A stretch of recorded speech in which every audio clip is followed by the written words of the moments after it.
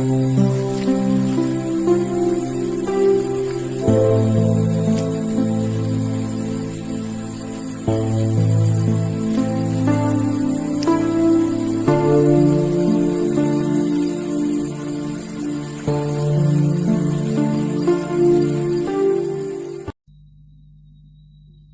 in our first talk, we'll speak about the association or relationship between Dhamma and our lives.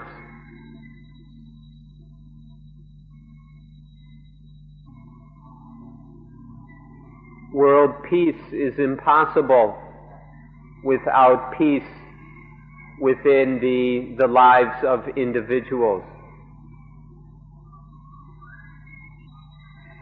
So let's look at the peacefulness or happiness in the lives of individuals first, especially in our own lives, before we go talking about world peace. At the start, we should observe and see that there are two levels or two kinds of happiness or of joy. The first kind of happiness is the kind that is peaceful, or that has santi, peacefulness. And the second kind of happiness is empty of or lacks peacefulness, lacks tranquility. We should be able to see this difference through our own experience. The kind of happiness which is peaceful does not bite its owner, whereas the happiness which is peaceless, without peace, that kind of happiness bites its owner. Listen carefully and try to understand what we mean by biting its owner or not biting its owner.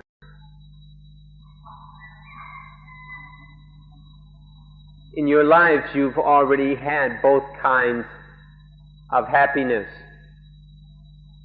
We've experienced a lot of the happiness that bites its owner. But because we've never studied it, we've never looked closely into this matter, we haven't carefully observed, we haven't realized what's going on. And so we tend to love this kind of happiness that bites its owner far more than the peaceful kind of happiness. This happiness that bites its owner, we like it, but it never allows us to be relaxed and calm. And still we love it more than the peaceful kind of happiness. This is because of our own foolishness, because we haven't really paid attention, we haven't learned from the lessons of life. The fact that we love this kind of happiness that bites its owner, that bites us, and that we don't even know about, we haven't even paid attention to the kind of happiness that doesn't bite, that is peaceful, this is an example, or this is our own utter ignorance, foolishness, and stupidity, that we don't know anything about this matter. This kind of happiness that bites its owner comes from our being slaves to the senses. We put ourselves into slavery to the eyes, ears, nose, tongue, body, and mind sense. Our foolishness, our defilements are enslaved to the senses. And so all we get is the kind of happiness that bites its owner. Therefore, we ought to be the master instead of the slave. Master means no longer being a slave, means being out from under the power of the senses and being in control of the senses, We ought to be master of the senses instead of their slaves in order to be free and experience another kind of happiness. Now we're infatuated with, enamored with the kind of happiness that comes from slavery to the senses, the happiness that bites its owner. We're really infatuated with this, and so we don't even like the genuine happiness of the kind that is peaceful, that is santi, that is tranquil and calm. We need to understand this point and begin to accept it, accept the truth of it before we go any further. There's something hidden within this issue, something buried very deep, a very profound secret. And this thing hidden within this happiness we're talking about is the thing we call selfishness.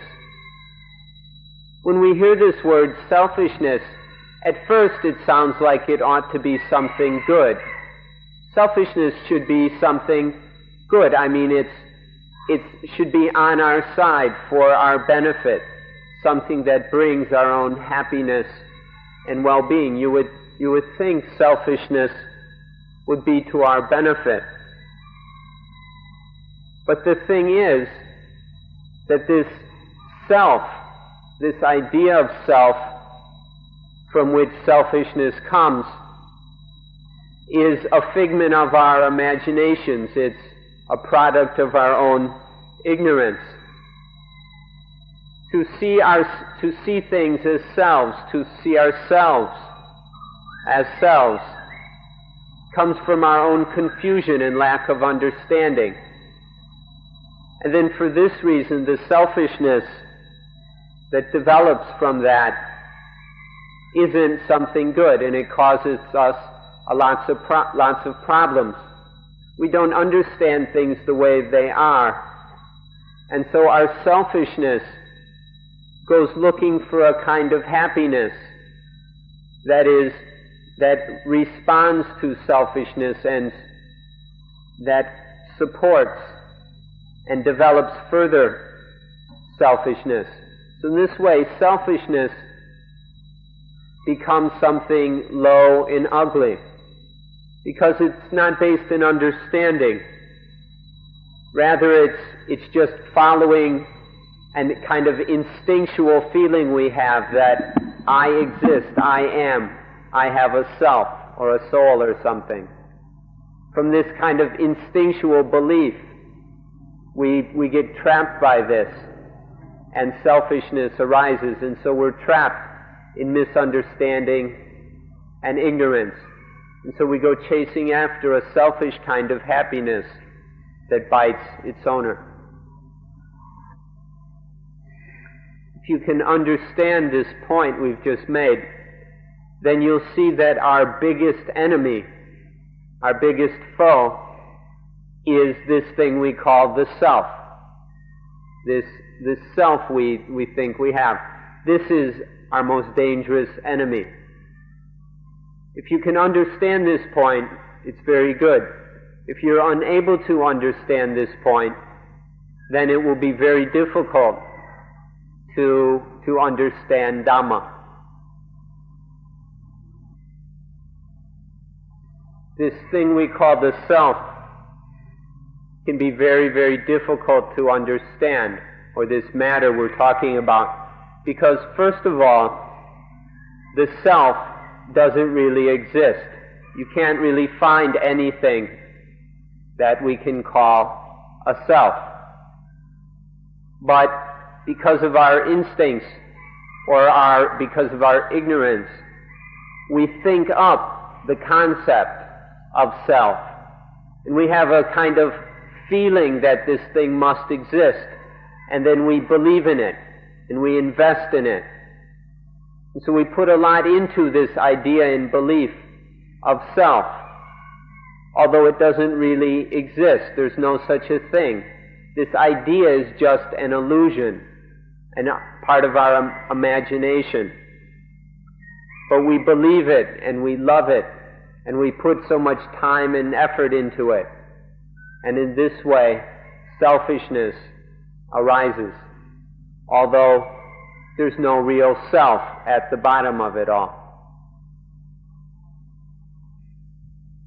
If somebody were to tell you that you ought to have a self of the kind that isn't a self, you ought to have a self which isn't a self, someone told you that, you'd probably think they were crazy, that they were lunatic.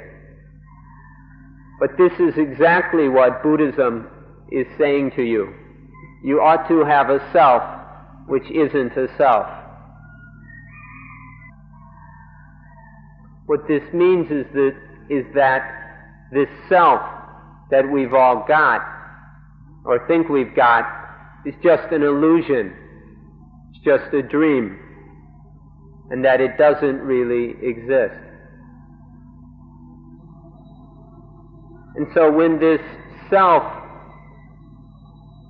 that isn't really a self confuses us, if we believe that we've got a self but we really don't, then when we do things based in this self, or for the sake of this self, for its good or for whatever, then something is really wrong. This is the problem with selfishness. Selfishness is doing things for the sake of something that doesn't really exist. This self is just an illusion, and doing things based in this illusion is utter foolishness. This is our big problem. What we're saying now conflicts with your ordinary kind of feelings. What we're saying doesn't quite fit with your usual way of looking at yourself, at life. But it's absolutely necessary that there must be some conflict with our past understanding and way of looking at things. Otherwise, there's no way we'll ever learn anything new or develop any further. So we ask you to be patient with this conflict between what we're hearing now and our common, ordinary, previous way of looking at things, in order that we can come to terms with and understand this thing we call a self and see it for what it really is, and then be able to get free of the selfishness that it spawns. What we do is we attach, we cling to, we grasp onto this self that doesn't really exist. This illusion of self, we grab onto it, we attach to it very firmly. If we don't see this fact and see the problems that it causes, then we'll be unable to have the right kind of understanding, the kind of feeling or attitude towards life that would allow us to experience the happiness, to live with a kind of happiness that doesn't bite its owner. Be very careful about this word happiness. This word happiness is really tricky and deceitful. Remember earlier we said that there are two kinds of happiness. There's the kind of happiness that comes from selfishness, the kind that bites its owner. We're not interested in that kind of happiness anymore. Then there's the kind of happiness that the more selfless we are, the more unselfish, the more selfless we are, the more happier we are of this second kind of happiness. This is much better. The more selfless, the more better, if we'd like, the kind of happiness it is. We hope you can understand the difference and see the importance of the later kind of happiness. Don't be deceived by this word happiness into getting tricked over and over again by the selfish kind of happiness. To put it most simply, we can say there are the two kinds of happiness: selfish happiness and selfless happiness. That makes the distinction very, very clear. And when earlier we spoke about individual happiness, individual peace, in order to have a happy, peaceful world, we meant only the selfless, the unselfish happiness, which is what we'll talk about now. Happiness is something everybody's interested in, everybody's paying attention to, chasing after, but nobody discriminates between the two kinds of happiness. So everybody ends up chasing after the kind of happiness that comes instinctually, just the lower kind of selfish happiness, and so nobody knows about the selfless happiness. Please start to study this matter, investigate it, until we start to understand and learn about the difference between the two kinds of happiness, and see how low and crude the one kind of happiness is, and start to see that there's a higher, more peaceful kind of happiness. That instinctual happiness isn't very, very correct. It doesn't work very well. And so we need to start to look for a higher, a more appropriate, a more human kind of happiness. Now it's certain that children know only about the one kind of happiness, the selfish kind of happiness. Think back to when we were children and think of all the kinds of happiness we experienced. And they're all just selfish kinds of happiness, getting what we want. And we actually hated the kind of selfless happiness. We had no interest in it. That's how it is for children. Children don't know any better, and we couldn't expect things to be any different. But what about now? We're no longer children. We're grown up. We're supposedly mature. And that kind of living that might have been okay for children is no longer appropriate for an adult. Someone who is truly adult and mature ought to explore this matter and see that there's another kind of happiness, much higher, a selfless kind of happiness, to develop one's understanding and knowledge, to see more clearly this selfless happiness, and then to develop one's life accordingly, to start to be truly mature as an adult and get free of the kind of selfish happiness of a child. In doing so, we'll have to confront the fact that we're very foolish in many ways, that there are many things we don't know, and that our ignorance is very fundamental. But if we can confront this and then start to work on it, then we can develop our awareness more and more towards selfless happiness, until our happiness becomes more and more purely selfless, until absolutely, completely selfless. And then one is what sometimes is called a holy person, or in Buddhism called an arahant, an enlightened being, when one's happiness has no more selfishness and is completely selfless. An easy, clear way to discriminate between these two kinds of happiness is that the first kind of happiness depends on attachment, depends on attaching to things. The more we attach to things, the more there is selfishness, and the more there is this first kind of happiness. So the more we're clinging and grasping and taking things personally, the more there's this kind of attachment, and there's a lot of it. then there will be a lot of that kind of happiness. The other kind of happiness is completely different. It's an opposite kind of happiness, where the less attached we are, the happier we are. For the second kind of happiness, the more unattached, the more happy.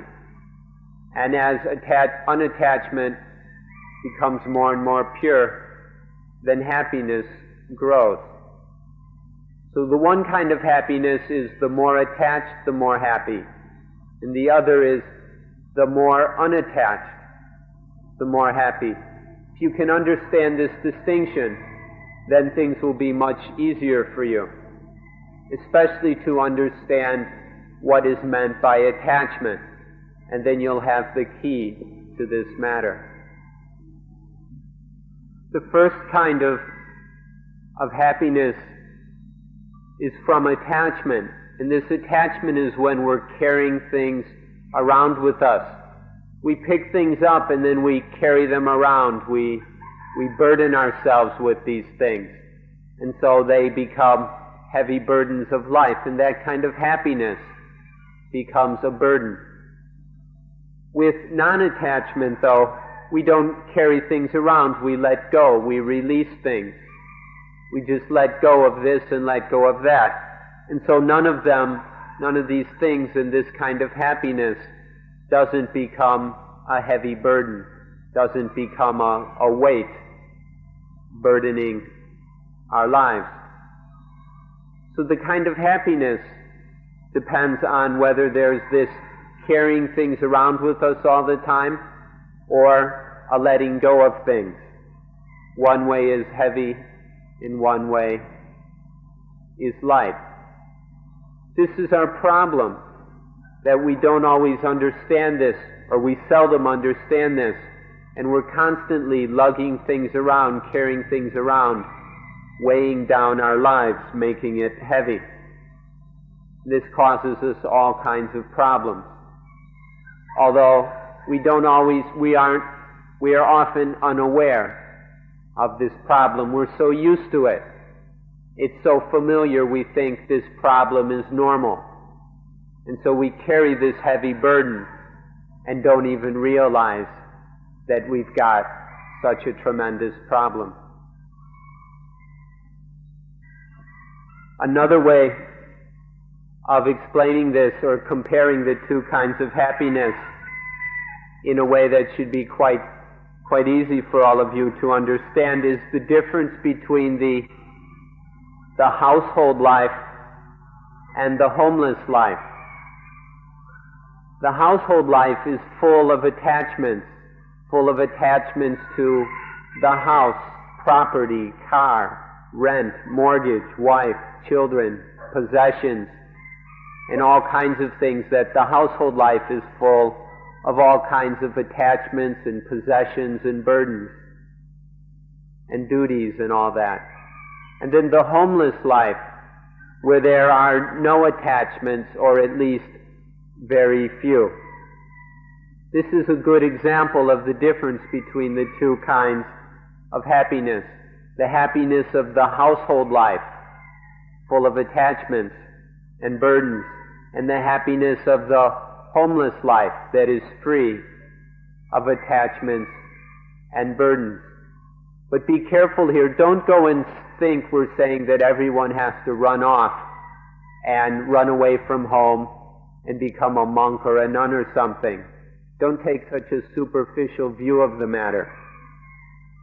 You can be at home and still be homeless. You can have a house and family and still be homeless. It's a matter of how we live our life, not where we live it. It's a matter of attitude and understanding. So the difference between a household life full of attachments and a homeless life free of attachments will help us to understand the two kinds of happiness.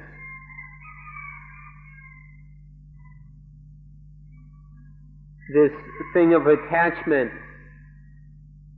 comes from our belief in the idea of self. Because we think we've got a self, then we go around grabbing onto things, attaching to them, carrying them around. Whenever there is this attaching to things out of the self, out of selfishness, then that is immediately the household life. And whenever there is no attaching, no grabbing onto things, then that is immediately the homeless life. You can do this at home. It just depends on whether there's attachment or not, whether it's the household life or the homeless life. In Thai we can express this very easily, because for the word I, in Thai there are many different words. Some are very refined, used for the king, and others are very crude and low. And the crudest is the word gu. Gu is like the ugliest, most despicable level of ego that we've all got. And so to put it very clearly in Thai is, don't cling to gu. Don't cling to this slimy, ugly, disgusting ego. And then everything will be okay, there won't be any dukkha, any misery. As soon as we cling to gu, to this ugly little ego, then there is suffering, and our lives become the household life again. This is something to be explored anywhere, even at home. Those of you who are Christians ought to understand this matter quite easily, because in Christianity you've got the symbol of the cross.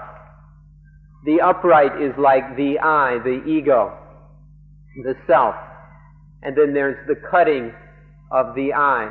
Christianity has given us this wonderful symbol for the cutting of the I from level to level, higher and higher levels of selflessness, cutting and cutting away at the self, at the ego, at the I-go, until we are united with God. This is what Christianity is teaching. And so what we're saying should be easy for any true Christian to understand.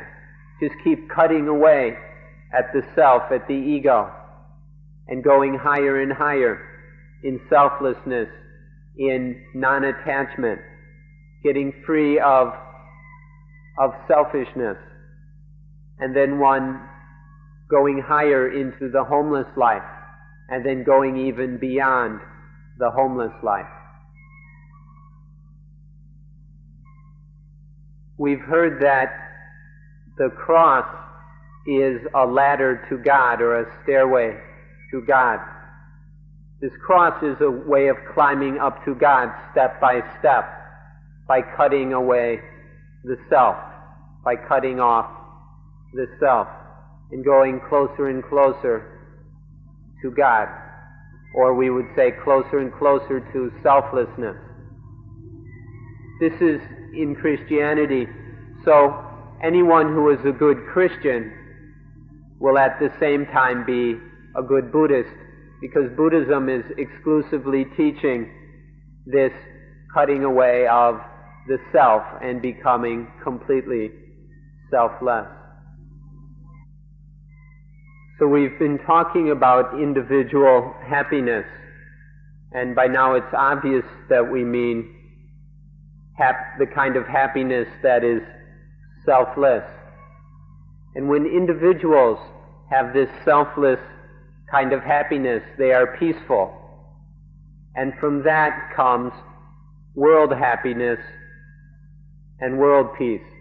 If individuals in the world don't have this selfish kind of happiness, then there is no possibility for world peace. It all begins with individuals.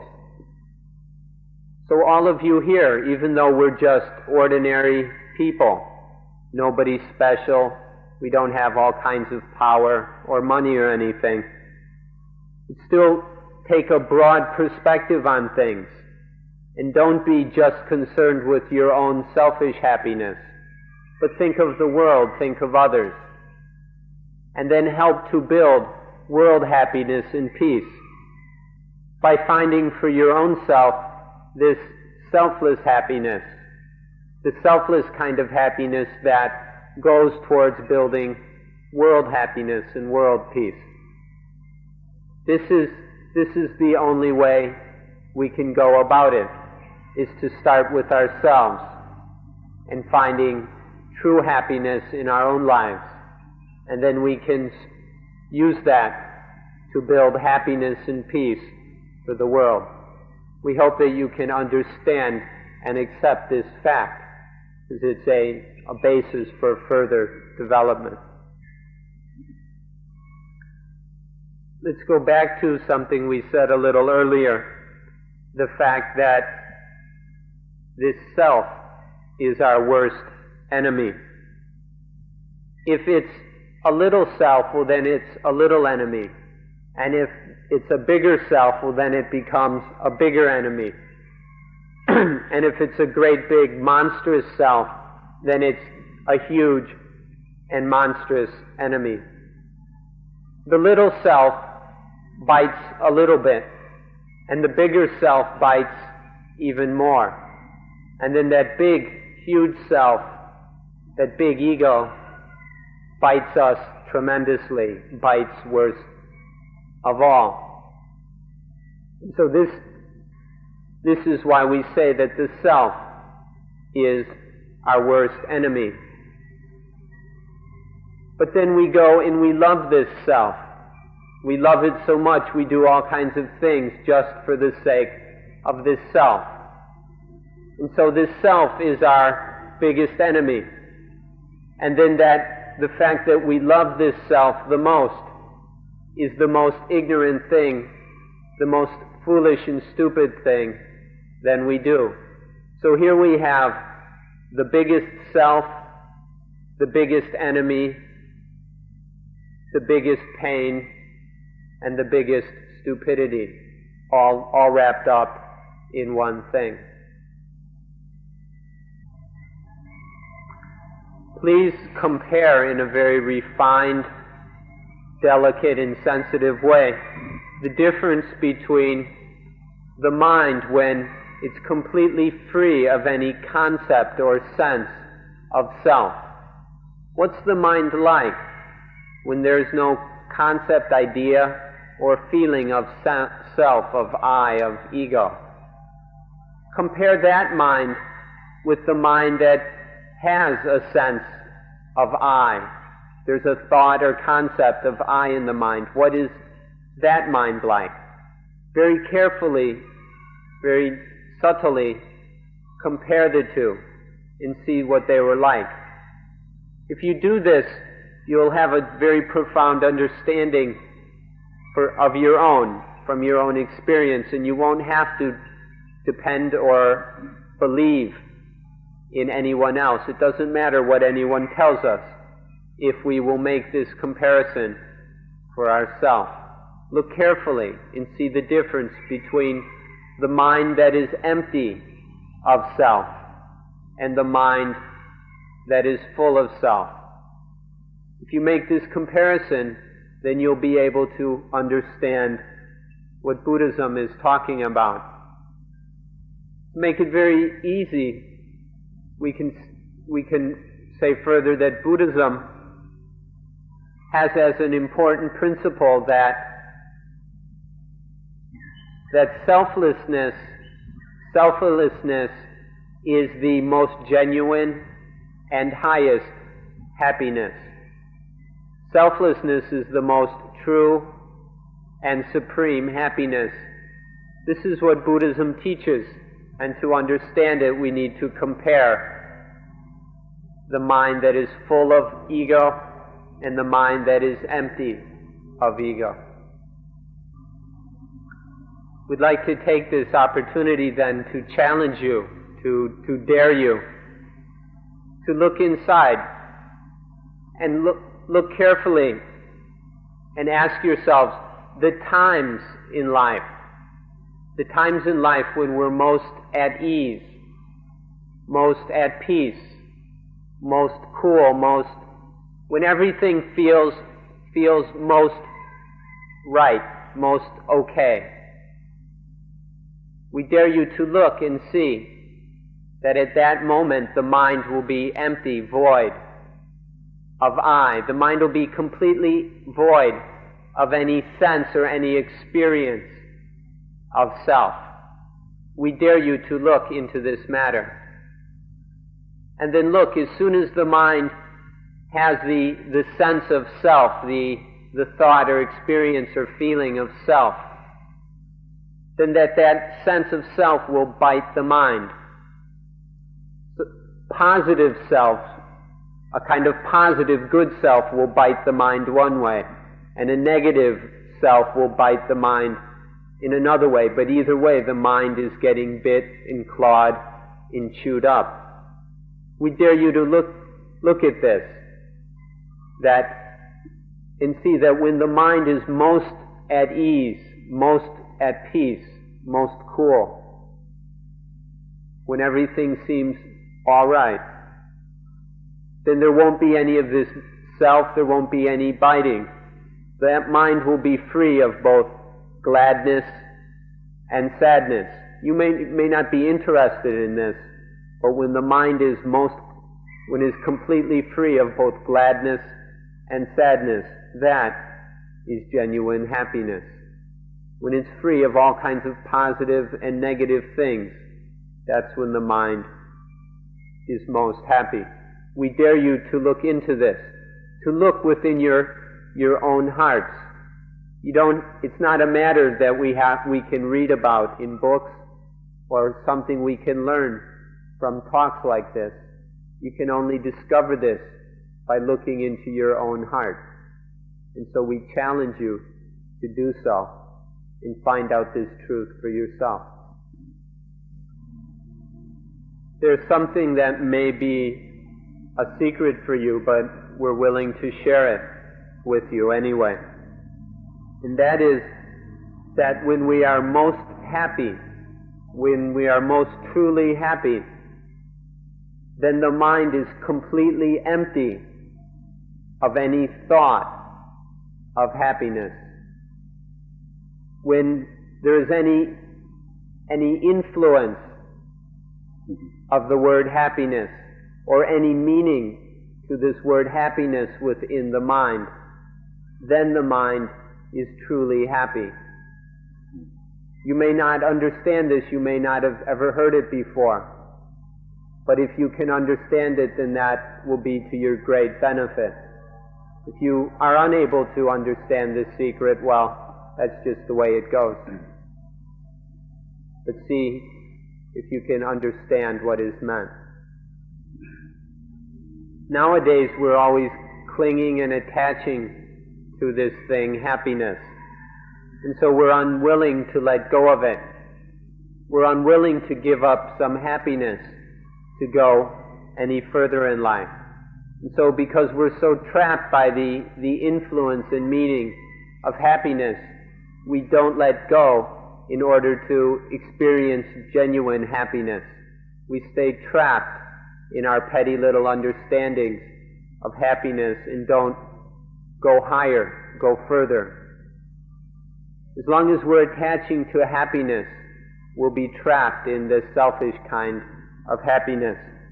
But if we have the courage and daring to let go of happiness, to let go of it, to release happiness, then the mind can go beyond happiness, and then there will be found true, genuine happiness. We can only find this genuine happiness by letting go of this happiness that we're so fearfully clinging to. In Thai, last of all, we'd like to say one more thing, and that is, in Thai there is a saying that when someone speaks and the listeners don't understand, the idiom in Thai is playing a flute for turtles. Playing a flute for turtles is when the speaker is saying things that the listeners don't understand. And so now we're wondering who we're playing the flute for. So in case you haven't understood so far, we'll speak about these things more on another day. So we'll end things now, or we'll end today's talk now.